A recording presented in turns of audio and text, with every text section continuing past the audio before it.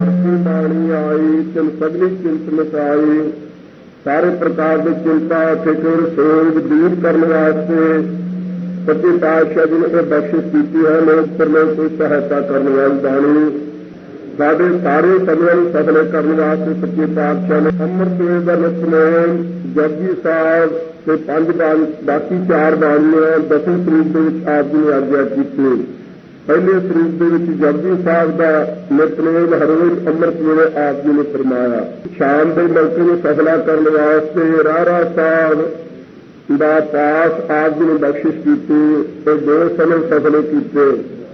रात का समय सफला किए हुए तो सतगुरु सच्चे पातशाह ने रात का नितनेम श्री कीर्तन सोने की बख्शिश अपने ऊपर की है। भाई गुरदास साहब जी ने भी लिखा है कि आरती तो बाद कीर्तन सोहला पढ़ के फिर बराजना चाहिए। तो आरती सोहला या इस प्रकार कीर्तन सोहला बाणी का नाम भाई गुरदास साहब जी ने कीर्तन सोहला भी कहा है तो आरती सोहला भी कहा है।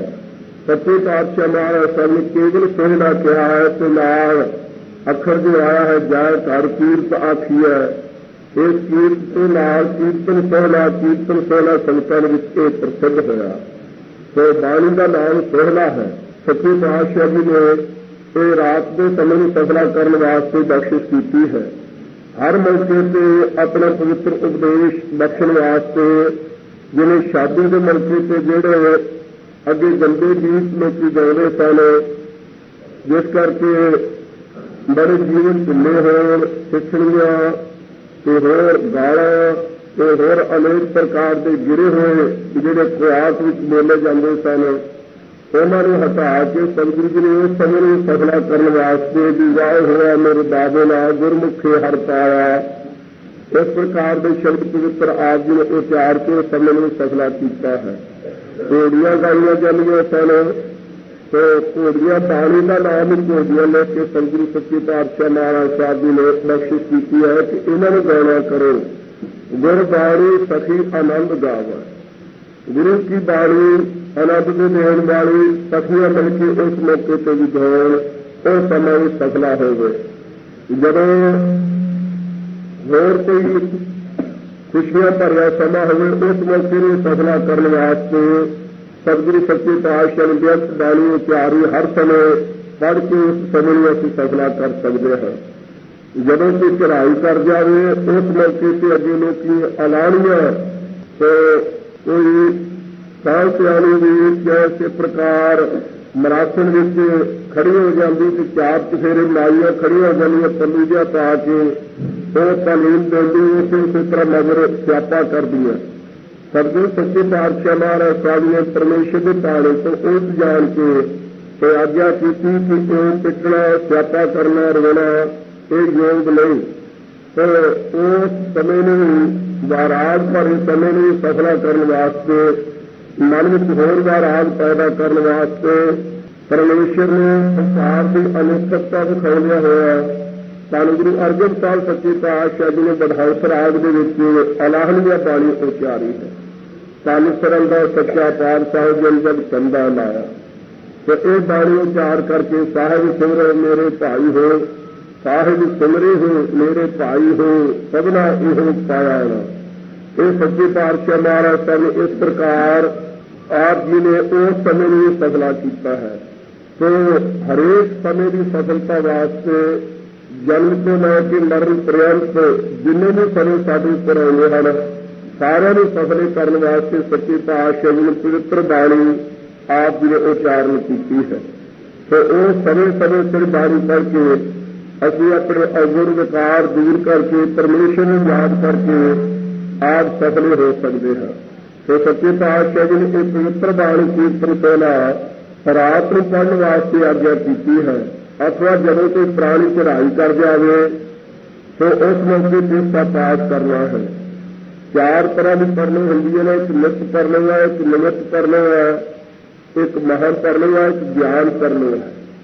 तो नित्य पढ़ने वो होंगी है जब रात को असीं सौ जाते हैं कहते हैं कि मरिया तो सुता इको जे बराबर ही होंगे है। तो ये नित्य पढ़ने वाले साडी जो रात को असीं सौंदे हैं। निमित्त करने वाले जो मौत करके मरते हैं ਉਹ ਨਿਮਿਤ ਪਰਲੋ ਹੈ। ਤੇ ਮਹਾਂ ਪਰਲੋ ਹੈ ਜਿਹੜੇ ਤੱਤ ਵੀ ਜਿਹੜੇ ਹਨ ਸਾਰੇ ਸਮਾਪਤ ਹੋ ਜਾਣਗੇ। ਬ੍ਰਹਮ ਰੂਪ ਤੱਕ ਸਭ ਜਿੰਨੀ ਸ੍ਰਿਸ਼ਟੀ ਹੈ, ਜਿੰਨੀ ਰਚਨਾ ਸਭ ਸਮਾਪਤ ਹੋ ਜਾਣੀ, ਉਹਦਾ ਨਾਮ ਮਹਾਨ ਪਰਲੋ ਹੈ। ਮਹਾਂ ਪਰਲੋ ਜਿਸ ਨੂੰ ਕਹਿੰਦੇ ਹਨ। ਤੇ ਚੌਥੀ ਹੈ ਗਿਆਨ ਪਰਲੋ। ਬ੍ਰਹਮ ਗਿਆਨ ਦੀ ਪ੍ਰਾਪਤੀ ਹੋਣ ਤੋਂ ਸਾਰਾ ਸੰਸਾਰ ਹੀ ਮਿਥਿਆ ਪ੍ਰਤੀਤ ਹੋਣ ਲੱਗ ਪੈਣਾ, ਨਾਸਵੰਤ ਪ੍ਰਤੀਤ ਹੋਣ ਲੱਗ ਪੈਣਾ। ਸੰਸਾਰ ਦੇ ਨਾਲ ਮੋਹ ਨਾ ਕਰਨਾ, ਸੰਸਾਰ ਤੋਂ ਰਾਗ ਧਾਰ ਕੇ ਰਹਿਣਾ, ਉਹ ਗਿਆਨ ਪਰਲੋ ਹੈ, ਬ੍ਰਹਮ ਗਿਆਨੀਆਂ ਨੂੰ। ਇਸ ਪ੍ਰਕਾਰ ਚਾਰ ਪ੍ਰਕਾਰ ਦੀ ਪਰਲੋ ਹੈ। ਸੋ ਜਿੱਥੇ ਨਿਮਿਤ ਪਰਲੋ ਹੋਣ ਤੋਂ ਕੀਰਤਨ ਸੋਝੇ ਦਾ ਪਾਠ ਕਰੀਦਾ ਹੈ। ਜਦੋਂ ਕੋਈ ਪ੍ਰਾਣੀ ਚੜ੍ਹਾਈ ਕਰ ਜਾਵੇ ਉਹਦੇ ਭਲੇ ਵਾਸਤੇ, ਕਲਿਆਣ ਵਾਸਤੇ। ਇਸੇ ਤਰ੍ਹਾਂ ਜਦੋਂ ਨਿਤ ਪਰਲੋ ਹੋਣ ਲੱਗੇ, ਜਦੋਂ ਸੌਣ ਲੱਗੀ, ਉਸ ਮੌਕੇ ਨੂੰ ਸਫਲਾ ਕਰਨ ਵਾਸਤੇ ਸੱਚੇ ਪਾਤਸ਼ਾਹ ਜੀ ਨੇ ਇਹ ਕੀਰਤਨ ਸੋਝੇ ਦੀ ਦਾਤ ਸਾਨੂੰ ਬਖਸ਼ੀ। ਇਸ ਦੀ ਸਾਰਕਾ ਇਸ ਪ੍ਰਕਾਰ ਹੈ। ਧੰਨ ਗੁਰੂ ਨਾਨਕ ਦੇਵ ਸਾਹਿਬ ਮਹਾਰਾਜ ਸਾਹਿਬ ਜੀ ਸ੍ਰੀ ਕਰਤਾਰਪੁਰ ਸਾਹਿਬ ਵਿੱਚ ਬਿਰਾਜੇ ਹੋਏ ਨੇ ਦੁਪਹਿਰੇ। ਧੰਨ ਗੁਰੂ ਅੰਗਦ ਦੇਵ ਸਾਹਿਬ ਮਹਾਰਾਜ ਸਾਹਿਬ, ਬਾਬਾ ਲਹਿਣਾ ਜੀ ਪਵਿੱਤਰ ਸ਼ੁਭ ਨਾਮ ਜਿਨ੍ਹਾਂ ਦਾ ਹੈ, ਆਪ ਜੀ ਸੇਵਾ ਵਿੱਚ ਹਾਜ਼ਰ ਹਨ, ਚਰਨ ਚਾਪੀ ਕਰ ਰਹੇ ਹਨ। ਅਸਲ ਕੇ ਸੋਹਣੇ ਚਰਨ ਕਮਲਾਂ ਦੇ ਉੱਪਰ ਤੇ ਪਿੰਜਰੀਆਂ ਦੇ ਉੱਪਰ ਝਰੀਟਾਂ ਆਈਆਂ ਹਨ, ਕਿਤੇ ਕਿਤੇ ਖੂਨ ਵੀ ਸਿੱਲਿਆ ਹੈ। ਜਿਵੇਂ ਝਾੜੀਆਂ ਦੇ ਵਿੱਚ ਕੋਈ ਲੰਘਿਆ ਹੋਵੇ, ਝਾੜੀਆਂ ਦੇ ਵਿੱਚੋਂ ਕੰਡੇ ਵੱਜਣ, ਤੇ ਇਹ ਵੇਖ ਕੇ ਬੜੇ ਹੈਰਾਨ ਹੋਏ। ਪਰ ਉਠਾਉਣਾ ਨਹੀਂ ਚਾਹੁੰਦੇ ਸੱਚੇ ਪਾਤਸ਼ਾਹ ਜੀ ਨੂੰ। ਜਦੋਂ ਹਜ਼ੂਰ ਸੱਚੇ ਪਾਤਸ਼ਾਹ ਸਾਹਿਬ ਧੰਨ ਸਾਹਿਬ ਹੋਏ ਤੇ ਬੇਨਤੀ ਕੀਤੀ ਹੈ, ਸੱਚੇ ਪਾਤਸ਼ਾਹ ਆਪ ਜੀ ਇੱਥੇ ਪਲੰਘੇ ਉੱਪਰ ਹੀ ਬਿਰਾਜੇ ਹੋਏ, ਬਾਹਰ ਵੀ ਕਿਤੇ ਨਹੀਂ ਗਏ, ਪਰ ਤੁਹਾਡੇ ਚਰਨ ਕਮਲਾਂ ਦੇ ਉੱਪਰ ਤੇ ਆ ਪਿੰਜਰੀਆਂ ਦੇ ਉੱਪਰ ਸੱਚੇ ਪਾਤਸ਼ਾਹ ਜੀ ਇਹ ਕੰਡਿਆਂ ਦੇ ਨਿਸ਼ਾਨ ਕਿਉਂ ਨੇ? ਇਹ ਝਰੀਟਾਂ ਕਿਉਂ ਆ ਗਈਆਂ ਹਨ? ਸੱਚੇ ਪਾਤਸ਼ਾਹ ਇਹ ਖੂਨ ਕਿਉਂ ਸਿੱਲਿਆ ਹੈ? ਇਹ ਕੀ ਕਾਰਨ ਹੈ? ਐ ਪ੍ਰਤੀਤ ਨਦ ਵਿੱਚ ਝਾੜੀਆਂ ਵਿੱਚ ਆਪ ਤੁਰ ਫਿਰ ਰਹੇ ਸੀ। ਤੇ ਕਹਿਣ ਲੱਗੇ, ਹਾਂ ਭਾਈ ਇਸੇ ਤਰ੍ਹਾਂ ਹੀ ਹੈ। ਇੱਕ ਸਾਡਾ ਪ੍ਰੇਮੀ ਹੈ, ਉਹ ਜੋ ਕੀਰਤਨ ਸੋਹਣੇ ਦੇ ਅਸੀਂ 3 ਸ਼ਬਦ ਪਹਿਲੇ ਉਚਾਰਨ ਕੀਤੇ ਹਨ। ਚੌਥਾ ਤੇ ਪੰਜਵਾਂ ਸ਼ਬਦ, ਚੌਥਾ ਸਤਿਗੁਰੂ ਰਾਮਦਾਸ ਜੀ ਦਾ, ਪੰਜਵਾਂ ਗੁਰੂ ਅਰਜਨ ਸਾਹਿਬ ਜੀ ਦਾ, ਪੰਜਵੇਂ ਪਾਤਸ਼ਾਹ ਜੀ ਨੇ 2 ਸ਼ਬਦ ਨਾਲ ਸ਼ਾਮਲ ਕੀਤੇ ਹਨ। ਤੇ ਪਹਿਲੇ 3 ਸ਼ਬਦ ਪਹਿਲੇ ਪਾਤਸ਼ਾਹ ਜੀ ਦੇ ਹਨ। ਤੇ ਇਹਨਾਂ ਦਾ ਪਾਠ ਇੱਕ ਆਜਾਲੀ ਹੈ, ਉਹ ਆਪਣੀਆਂ ਬੱਕਰੀਆਂ ਚਾਰ ਰਿਹਾ ਹੈ, ਚਾਰਦਿਆ ਹੋਇਆ ਉਹ ਇਹ 3 ਸ਼ਬਦ ਬੜੇ ਪ੍ਰੇਮ ਵਿੱਚ ਲੀਨ ਹੋਇਆ ਪੜ ਰਿਹਾ ਹੈ। ਅਸੀਂ ਉਸ ਦੇ ਨਾਲ ਨਾਲ ਸੁਣ ਰਹੇ ਹਾਂ। ਉਹ ਸਾਨੂੰ ਸਾਖਿਆਤ ਜਾਣ ਕੇ ਪੜ ਰਿਹਾ ਹੈ ਕਿ ਸੱਚੇ ਪਾਤਸ਼ਾਹ ਜੀ ਮੈਥੋਂ ਸੁਣ ਰਹੇ ਹਨ। ਤੇ ਉਹ ਝਾੜੀਆਂ ਦੇ ਵਿੱਚ ਫਿਰਦਾ ਹੈ, ਅਸੀਂ ਝਾੜੀਆਂ ਦੇ ਵਿੱਚ ਹੀ ਲੰਘਦੇ ਹਾਂ, ਉਸਦੇ ਸੱਜੇ ਪਾਸੇ ਨਾਲ ਨਾਲ ਤੁਰੇ ਫਿਰਦੇ ਹਾਂ। ਤੇ ਉਹ ਡੰਡੀ ਡੰਡੀ ਤੁਰਦਾ ਆਪਣੀਆਂ ਭੇਡਾਂ ਬੱਕਰੀਆਂ ਦੇ ਮਗਰ ਮਗਰ ਪ੍ਰੇਮ ਵਿੱਚ ਲੀਨ ਹੋਇਆ ਪੜੀ ਜਾ ਰਿਹਾ ਹੈ। ਫਿਰ ਪੜ ਲੈਂਦਾ 3 ਸ਼ਬਦ, ਫਿਰ ਆਰੰਭ ਕਰ ਲੈਂਦਾ, ਫਿਰ ਪੜ ਲੈਂਦਾ, ਫਿਰ ਆਰੰਭ ਕਰਦਾ ਹੈ। ਉਹ ਅੱਜ ਪ੍ਰੇਮ ਵਿੱਚ ਲੀਨ ਹੈ, ਇਹ ਪੜੀ ਜਾ ਰਿਹਾ ਸੀ, ਉਸਦੇ ਨਾਲ ਨਾਲ ਸੁਣ ਰਿਹਾ ਹੈ। ਉਹ ਕੰਡੇ ਸਾਡੇ ਚਰਨਾਂ ਤੇ ਵੱਜੇ ਹਨ। ਜਾਂ ਉਸ ਨੂੰ ਬੁਲਾ, ਤੁਸੀਂ ਜਾਓ ਹੀ ਪੁਰਖਾ ਬੁਲਾ ਕੇ ਲਿਆਓ, ਉਹ ਬਾਹਰ ਐਸੇ ਫਲਾਨੀ ਜਗ੍ਹਾ ਤੇ ਪ੍ਰੇਮ ਦੇ ਵਿੱਚ ਲੀਨ ਹੋਇਆ ਪੜ ਰਿਹਾ ਤੇ ਫਿਰ ਰਿਹਾ ਹੈ। ਸਤਿਗੁਰੂ ਅੰਗਦ ਦੇਵ ਸਾਹਿਬ ਮਹਾਰਾਜ ਸੱਚੇ ਪਾਤਸ਼ਾਹ ਜੀ ਜਾ ਪਹੁੰਚੇ, ਸਿਆਣ ਕੇ ਜੋ ਨਿਸ਼ਾਨੀ ਦੱਸੀ ਸੀ, ਉਸਨੇ ਕਿਹਾ ਕਿ ਪਹਿਲੇ ਧੰਨ ਗੁਰੂ ਨਾਨਕ ਸਾਹਿਬ ਸੱਚੇ ਪਾਤਸ਼ਾਹ ਜੀ ਬੁਲਾ ਰਹੇ ਹਨ। ਅਜਾਲੀ ਬਾਣੀ ਪੜ੍ਹਨ ਵਾਲਾ ਸਰਦਾ ਪਹਿਲਾਂ ਕਾਫੀ ਸੀ, ਸ਼ਬਦ ਲਿਖੇ ਹੋਏ ਸਨ, ਲੇਕਿਨ ਜ਼ਬਾਨੀ ਯਾਦ ਕੀਤੇ ਸਨ, ਪ੍ਰੇਮ ਵਿੱਚ ਲੀਨ ਹੋਇਆ ਪੜ ਰਿਹਾ ਸੀ। ਬੜਾ ਸ਼ੁਕਰ ਕੀਤਾ ਕਿ ਸ਼ੁਕਰ ਹੈ ਅੱਜ ਸਤਿਗੁਰੂ ਨਾਨਕ ਸਾਹਿਬ ਜੀ ਨੇ ਮੈਨੂੰ ਵੀ ਯਾਦ ਕੀਤਾ ਹੈ, ਮੇਰੇ ਵੀ ਅੱਜ ਭਾਗ ਜਾਗੇ ਹਨ। ਬੜਾ ਪ੍ਰੇਮ ਵਿੱਚ ਬੇਬਲ ਹੋਇਆ, ਗਲ ਵਿੱਚ ਪੱਲਾ ਪਾਇਆ ਤੇ ਇਹ 3 ਸ਼ਬਦ ਪੜ੍ਹਦਾ ਹੋਇਆ ਸਤਿਗੁਰੂ ਜੀ ਦੇ ਦਰਬਾਰ ਵਿੱਚ ਆਪ ਪਹੁੰਚਿਆ ਹੈ। ਹਜ਼ੂਰ ਸਾਡੇ ਪਲੰਘੇ ਦੇ ਉੱਪਰ ਲੇਟੇ ਹੋਏ ਨੇ, ਆ ਚਰਨਾਂ ਤੇ ਨਮਸਕਾਰ ਕੀਤੀ। ਹਜ਼ੂਰ ਕਹਿਣ ਲੱਗੇ, ਪੁਰਖਾ ਵੇਖ ਤੂੰ ਇਹ ਬਾਣੀ ਪੜ੍ਹ ਰਿਹਾ ਸੀ, ਸਾਨੂੰ ਪ੍ਰੇਮ ਨਾਲ ਯਾਦ ਕਰ ਲਿਆ ਸੀ ਕਿ ਸੱਚੇ ਪਾਤਸ਼ਾਹ ਜੀ ਤੁਸੀਂ ਵੀ ਕਿਰਪਾ ਕਰੋ, ਸਾਖਿਆਤ ਹੋਵੇ। ਤੇ ਜਿਉਂ ਜਿਉਂ ਪ੍ਰੇਮ ਨਾਲ ਬਾਣੀ ਪੜ੍ਹਦਾ ਸੀ, ਅਸੀਂ ਤੇਰੇ ਨਾਲ ਨਾਲ ਤੁਰ ਰਹੇ ਸੀ। ਆ ਵੇਖ ਸਾਨੂੰ ਕਿੰਨੇ ਕੰਡੇ ਵੱਜੇ ਹਨ। ਫਿਰ ਬੜਾ ਸਿੱਖ ਭੈ ਭੀਤ ਵੀ ਹੋਇਆ, ਪ੍ਰੇਮ ਵਿੱਚ ਗਲ ਵਿੱਚ ਕਰਨਾ ਪਾ ਕੇ ਕਹਿਣ ਲੱਗਾ, ਸੱਚੇ ਪਾਤਸ਼ਾਹ ਜੀ ਆਗਿਆ ਕੀ ਹੈ, ਕਿਰਪਾ ਕਰੋ ਮੁਆਫੀ ਦਿਓ। ਤੇ ਮੈਨੂੰ ਨਹੀਂ ਸੀ ਪਤਾ ਕਿ ਤੁਸੀਂ ਨਾਲ ਨਾਲ ਇਸ ਤਰ੍ਹਾਂ ਸੱਚੇ ਪਾਤਸ਼ਾਹ ਜੀ ਝਾੜੀਆਂ ਦੇ ਵਿੱਚ ਵੀ ਫਿਰ ਰਹੇ ਹੋ। ਤੇ ਹਜ਼ੂਰ ਕੀ ਆਗਿਆ ਹੈ? ਸੱਚੇ ਪਾਤਸ਼ਾਹ ਨੇ ਆਗਿਆ ਕੀਤੀ ਕਿ ਇਹਨਾਂ ਸ਼ਬਦਾਂ ਦਾ ਪਾਠ ਰਾਤ ਨੂੰ ਬਰਾਜਣ ਲੱਗਿਆ, 5 ਇਸ਼ਨਾਨਾਂ ਕਰਕੇ अपने आसन से बह के जब बराजना हो उस मौके से पाठ करया करना है, दोपहरे नहीं पाठ करना, होर किसी मौके नहीं। छोटे शुद्ध जे बाणी पढ़ी जाए तो ये कोई मना नहीं कि जरूरी रात को पढ़नी, भला जे सवेरे पढ़ लीए इन्होंने शब्दों में पढ़ के कोई पाप नहीं लग जाना। ये नहीं कि पढ़नी नहीं, दिने चेते नहीं करनी, ये नहीं कोई वहम नहीं, पर यह नितनेम रात का है। जिन्हें जिम्मेवारी मर्जी पढ़ी जाए, याद जो करनी है, सुते सुध पढ़नी है, पर रात में बराजन लगे जरूर पढ़नी है, नितनेम के रात का है।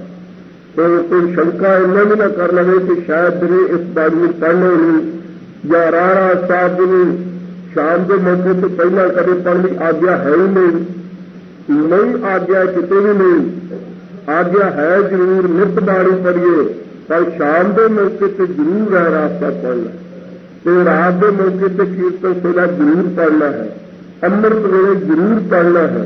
ये तिने समय से तिने बाणियां जरूर पढ़नियां हैं, बाकी जड़ों ही पढ़िया जाने सफलियां हैं। कोई भी बाणी किसी भी मौके से पढ़ी जाए सब सफली है, और जो जो हजूर ने आज्ञा की नियम बनाया है उस नियम पर पक रहना भी अत्यंत जरूरी है। तो सच्चे पातशाह महाराज साहब ने यह आज्ञा की, पदों को लैके कीर्तन सोने का पाठ संगतां विच बराजन के मौके से प्रसिद्ध होया। सतगुरु जी ने यह बख्शिश की आज्ञा की। भाई गुरदास साहब जी के बारे दास बेनती कर ही चुका है कि इस मौके में भाई साहब जी ने भी लिखा है कि आरती तो बाद कीर्तन सोने का पाठ नित संगतां करदियां सन। सतगुरु पंजवें पातशाह की हजूरी, सतगुरु छेवें पातशाह की हजूरी ये नितनेम सी। तो इस प्रकार सच्चे पातशाह महाराज साहब जी सतगुरु अर्जन देव साहब महाराज साहब सच्चे पातशाह की कृपा कर रहे हैं, मेरा कर रहे हैं। एक सिख सुदागर तो उसने बेनती की, महाराज मैं घोड़े इस मंडी से खरीद के दूजी विच लियाउणा है, चोर चुरा लेंदे हैं। हजूर ने आज्ञा की कि भाई कीर्तन सोहरे का पाठ करके बराजिया कर। सत बचेंगे तो लाल सोच महला पंजवा गोका संकर खुआरे बिलावल महला पंजवा ताती गायने लग गई। सुनेत जय साधु गोविंद भजन तो भाव रखी है, सुनेत चित मनमा चित चित बनी।